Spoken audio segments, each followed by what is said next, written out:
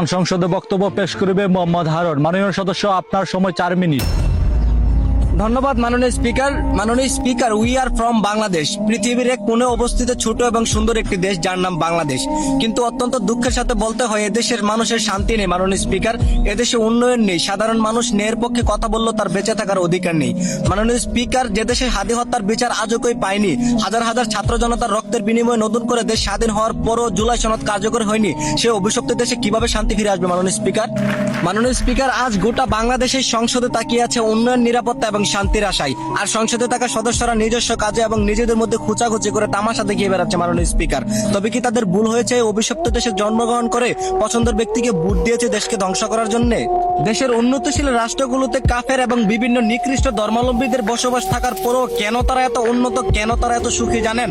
কারণ সেই দেশের সাধারণ মানুষেরা শ্রম এবং জীবিকা নির্বাহ করে খায়, চাঁদাবাজি, খুন খারাপি, টেন্ডারবাজি করে নেয় মাননীয় স্পিকার।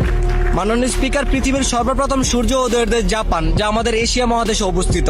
আজ সে জাপান থেকে আমরা প্রায় 200 বছর পিছিয়ে কেন জানেন? কারণ জাপানে চোর নেই, জাপানে বাটপার নেই, জাপানে ধর্ষণ নেই, জাপানের মাদকের ডিলার নেই মাননীয় স্পিকার।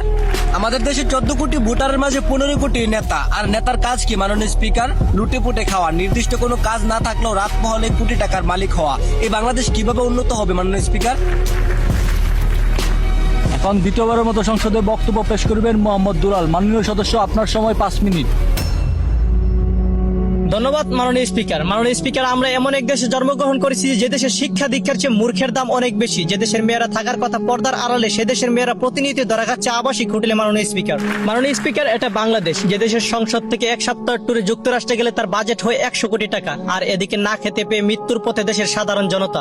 মাননীয় স্পিকার, নেপালে ধর্ষণকারীদের বিচার হয় 24 ঘন্টার ভিতরে ফাঁসি, আর আমাদের এই সোনার বাংলায় ধর্ষণকারীদের হয় তুলার আশি। মাননীয় স্পিকার, দেশে অন্যায় অত্যাচার প্রতিনিয়তই ঘটে যাওয়ার পরও আমাদের জ্ঞান খুলে না, কারণ যে ধর্ষিত হয় তার ক্ষতি হয়, আমাদের তো কিছু যায় আসে না মাননীয় স্পিকার। সাধারণ জনগণের সুখ দুঃখের কথা চিন্তা করলে আমাদের হবে না মাননীয় স্পিকার, কারণ আমাদের দরকার রাজনীতি, আমাদের দরকার টাকা। দেশকে দেশের মতো ছেড়ে দিয়ে আমরা নিজের ব্যক্তিত্ব নিয়ে ভালোই আছি মাননীয় স্পিকার। গত কিছুদিন আগে মাননীয় স্পিকার, সিলেট বিমানবন্দরে 17 কেজি স্বর্ণ নিয়ে ধরা খায় এক চোর। সেই 17 কেজি স্বর্ণ হাইকোর্টে যাওয়ার আগে 1.5 কেজি হয়ে যায় মাননীয় স্পিকার। এগুলো তো সাধারণ চোর ছাচ্চরা করেনি, শিক্ষিত বাংলার শিক্ষিত সরকারি কর্মী দ্বারা এই 1000 কোটি টাকার স্বর্ণ গুম হয়েছে মাননীয় স্পিকার।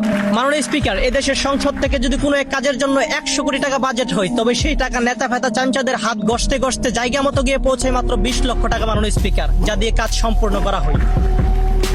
মাননীয় স্পিকার, আমার আর এই দেশ নিয়ে কিছু বলার নেই। যাদের হাতে এই দেশ, তাদের জ্ঞান যদি ভালো কাজে না লাগায়, সেটা তাদের ধ্বংস এবং তাদের ব্যর্থতা মাননীয় স্পিকার।